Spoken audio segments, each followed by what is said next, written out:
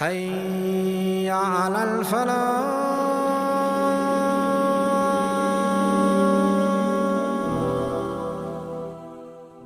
عیسائیت کا مرکز یروشلم فتح ہو چکا تھا۔ حضرت عمر بیت المقدس کی چابیاں لینے کے ارادے سے مدینہ سے نکلے، اور جب آپ رضی اللہ تعالیٰ عنہ بیت المقدس کے لیے روانہ ہوئے تو آپ نے چابیاں میں جا کر قیام کیا۔ آپ جب مدینہ سے نکلے تو آپ کے کپڑوں پر 17 پیون لگے ہوئے تھے۔ اس وقت اس روح زمین پر سب سے طاقتور شخصیت 17 پیون کپڑوں میں۔ صحابہ کرام رضی اللہ تعالیٰ عنہ نے کہا، یا امیر المومنین، آپ مدینہ سے یروشلم آئے ہیں، یہ لوگ آپ کو بیت المقدس کی چابیاں دینے والے ہیں، ہزاروں لوگ آپ کے انتظار میں کھڑے ہیں، آپ اپنے کپڑے بدل لیں، آپ اسلام کے خلیفہ ہیں، بس چاہے تھوڑی دیر کے لیے بدل لیں۔ کچھ روایتوں میں آتا ہے کہ حضرت عمر رضی اللہ تعالیٰ خیمے میں گئے اور کپڑے بدل لیے اور نئے کپڑے پہن کر باہر آئے۔ کچھ قدم چلے، صحابہ کرام رضی اللہ تعالیٰ عنہ اجمعین کی طرف متوجہ ہوئے اور فرمایا، کیا تمہیں یاد نہیں کہ ہم ایک ذلیل قوم تھے اور اللہ نے ہمیں اسلام کے ذریعے عزت بخشی، اور اب ہم اسلام کی تعلیم کو چھوڑ دیں گے تو ہمارا کیا بنے گا؟ اور واپس خیمے میں گئے اور نئے کپڑے اتار کر وہی پرانے کپڑے پہن لیے جن پر 17 پیون لگے ہوئے تھے۔ تاریخ بھلا چکی ہے ان بادشاہوں کو جو اپنے بڑے بڑے عالیشان محلوں میں رہا کرتے تھے۔ تاریخ بھلا چکی ہے ان بادشاہوں کو جو بڑی مہنگی سواریوں پر چلا کرتے تھے، جو ہاتھی اونٹوں پر چلا کرتے تھے۔ تاریخ بھلا چکی ہے ان بادشاہوں کو جن کے لشکر ان کے ساتھ چلا کرتے تھے، مگر تاریخ کو وہ عمر یاد ہے جس نے عدل سے حکمرانی کی، جس نے لوگوں کے ساتھ عدل کیا، انصاف کیا۔ تاریخ کو وہ عمر یاد ہے۔ جب عمر رضی اللہ تعالیٰ یروشلم کے پادریوں سے ملنے گئے تو ایک خادم کو ساتھ لیا اور ایک سواری کے لیے اونٹ لیا، اور باری باری اس اونٹ پر سواری کر رہے تھے۔ کبھی خادم کو سوار بناتے، کبھی خود سواری پر بیٹھ جاتے۔ جب یروشلم کے قریب پہنچے تو ہزاروں لوگ امیر المومنین سے ملاقات کرنے کے لیے بےتاب تھے، ہزاروں لوگ انتظار میں تھے۔ اس وقت خادم کے سوار بننے کی باری تھی۔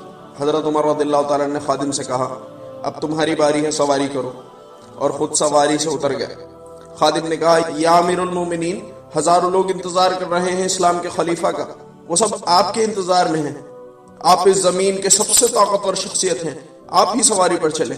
فرمایا، نہیں، عزت ان کے لیے ہے جو اپنے وعدے پورے کرتے ہیں۔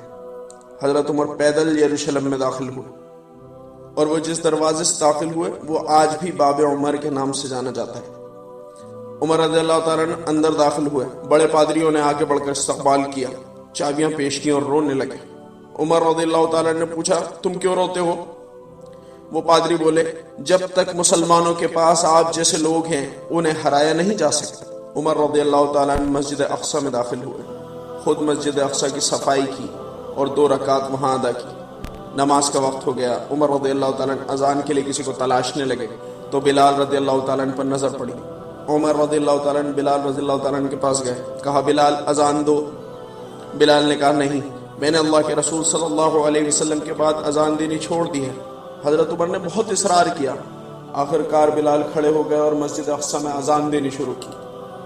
عمر وہاں تھے، خالد بن ولید وہاں تھے، شرابل بن حسنہ وہاں تھے، اور کئی صحابہ اور کئی بڑے صحابہ وہاں موجود تھے۔ اذان شروع ہوئی، اللہ اکبر اللہ اکبر۔ روایتوں میں آتا ہے کہ جب وہ سب اسلام لائے تھے تو ان کی سب کی داڑیاں کالی تھی، وہ نوجوان تھے لیکن اب سب سفید ہو چکی تھی بڑھاپے کی وجہ سے۔ اذان سنتے ہی ان سب کی داڑیاں آنسوؤں سے تر ہو چکی تھی، کیونکہ یہ اذان انہیں اللہ کے رسول صلی اللہ علیہ وسلم کے زمانے میں لے گئی تھی۔ نماز کے لیے سب بندی ہوئی۔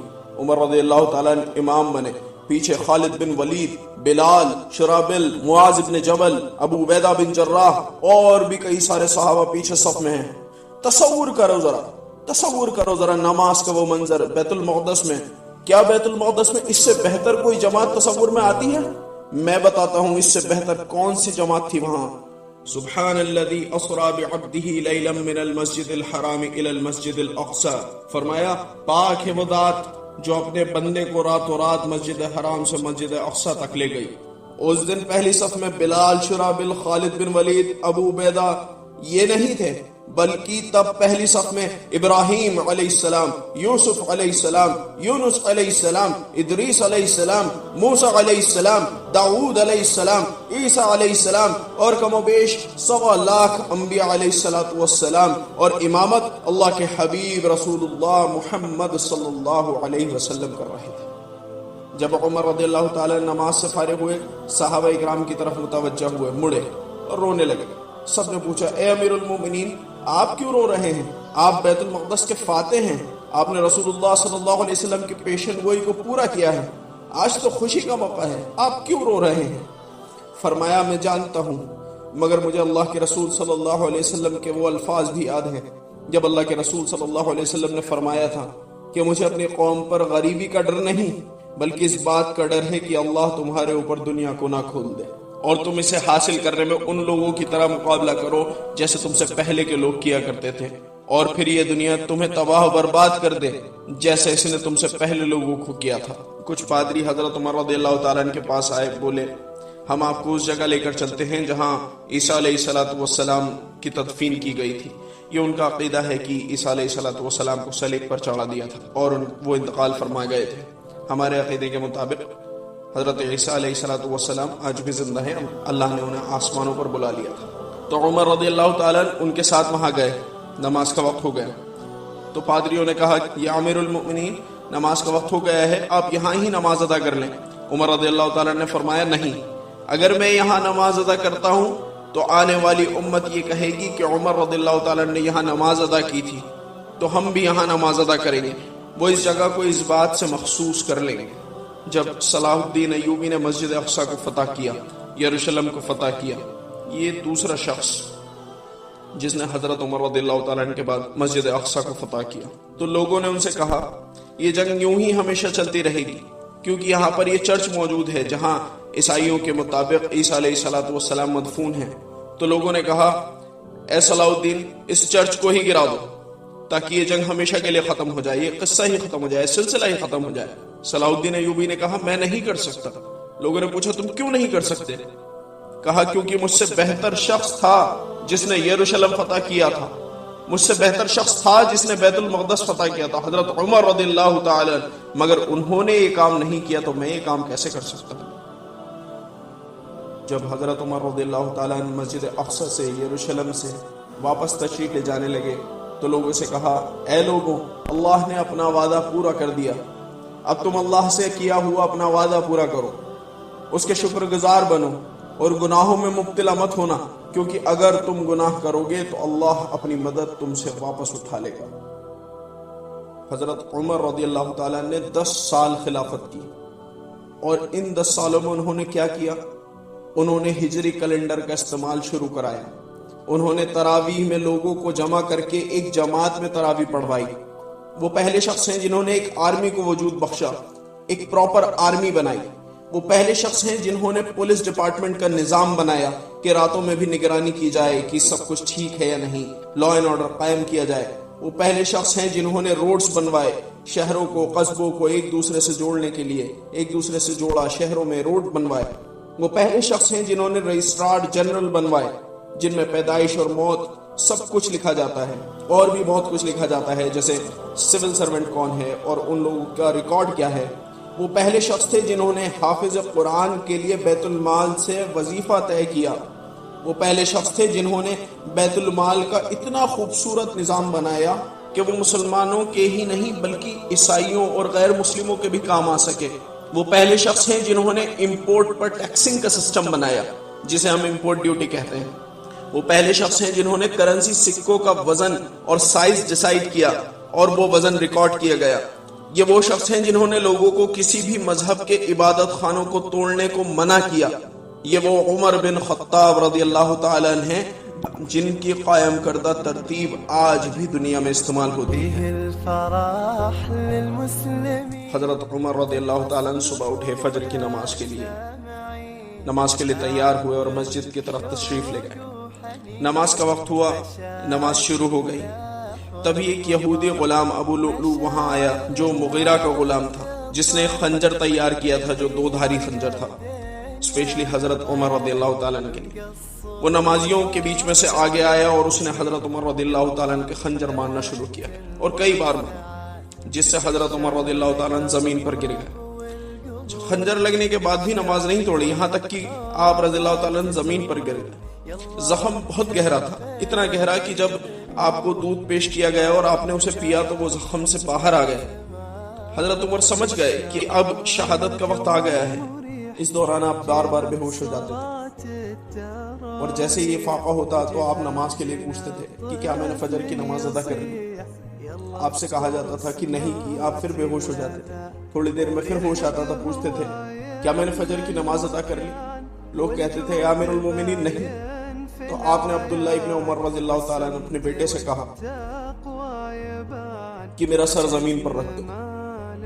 انہوں نے ایک تکیہ لگا دیا، فرمایا نہیں میرا سر زمین پر رکھ دو. انہوں نے اپنی گود میں رکھ لیا، فرمایا نہیں میرا سر زمین پر ڈال دو، شاید اللہ مجھے معاف کر دے. رونے لگے، یا اللہ تو نے عمر کو معاف نہیں کیا تو عمر کا کیا ہوگا؟ عمر رضی اللہ تعالیٰ نے اپنے بیٹے سے کہا ام المومنین عائشہ رضی اللہ تعالیٰ عنہ کے پاس جاؤ، انہیں کہو کہ عمر نے آپ کو سلام کہا ہے. یہ مت کہنا کہ امیر المومنین نے سلام کہا ہے، کہنا عمر نے سلام کہا ہے. اور ان سے اجازت مانگنا کہ میرا باپ عمر رضی اللہ تعالیٰ اپنے دونوں ساتھیوں کے ساتھ دفن ہونا چاہتا ہے، محمد صلی اللہ علیہ وسلم اور ابو بکر رضی اللہ تعالیٰ عنہ کے ساتھ. جب عبداللہ ابن عمر وہاں گئے تو حضرت عائشہ رضی اللہ تعالیٰ عنہ رو رہی تھی. وہ حضرت عمر رضی اللہ تعالیٰ عنہ کی ایسی حالت پر رو رہی تھی. تو جب اندر آنے کی اجازت ملی تو عبداللہ ابن عمر نے سلام پیش کیا اور اپنے والد عمر رضی اللہ تعالیٰ عنہ کے لیے اجازت مانگی. تو عائشہ رضی اللہ تعالیٰ عنہ نے فرمایا کہ یہ جگہ میں نے اپنے لیے بچا کر رکھی تھی تاکہ میں اپنے شوہر نبی صلی اللہ علیہ وسلم اور والد ابو بکر رضی اللہ تعالیٰ عنہ کے ساتھ دفن ہو سکوں، مگر میں عمر کو خود پر ترجیح دیتی ہوں، میں عمر رضی اللہ تعالیٰ عنہ کو اجازت دیتی ہوں. عبداللہ ابن عمر واپس آئے تو حضرت عمر بے چین ہو گئے، کہنے لگے مجھے اٹھاؤ. پوچھنے لگے کہ کیا اجازت ملی، کیا انہوں نے اجازت دی؟ عبداللہ ابن عمر رضی اللہ تعالیٰ عنہ بولے ہاں انہوں نے اجازت دے دی. اب دیکھو ذرا حضرت عمر رضی اللہ تعالیٰ نے کیا کہا، کیا باوقار شخصیت تھے. آپ نے اپنے بیٹے سے کہا کہ جب میں مر جاؤں تو میرے جنازے کو وہاں لے جانا، مگر باہر ہی رکھنا، اندر مت لے کر جانا. دوبارہ سلام پیش کرنا، کہنا اے ام المومنین عمر نے آپ کو سلام کہا ہے اور عمر میرا باپ باہر جنازے پر لیٹا ہوا ہے اور آپ سے اپنے ساتھیوں کے پاس دفن ہونے کی اجازت مانگتا ہے. پتہ ہے ایسا کیوں کہا؟ کہیں لوگ یہ نہ سمجھے کہ عائشہ رضی اللہ تعالیٰ نے عمر کی ایسی حالت دیکھ کر شرم سے اجازت دے دی تھی. یہ تھی ایک عظیم شخصیت، میرے دوستوں، اسلام کی ایک عظیم شخصیت. پتہ ہے جب ابو بکر رضی اللہ تعالیٰ عنہ کا انتقال ہوا تو وہ کتنے سال کے تھے؟ وہ 63 سال کے تھے. جب عمر رضی اللہ تعالیٰ عنہ کا انتقال ہوا وہ بھی 63 سال کے تھے. اور جب آپ صلی اللہ علیہ وسلم نے اس دنیا سے پردہ فرمایا تو وہ بھی 63 سال کے تھے. یہ تھے وہ ساتھی جو ساتھ جیے، ساتھ مرے اور کل قیامت میں بھی ساتھ ہی اٹھائے جائیں گے. وقت الشهر جوا مريح، جهة صلاة التراويح، وجهة هنا طفل يصيح يلا افطر اسمات الأذى، وريح قهوة يملى المكان، والجود باين في العيان، والسمت والتقوى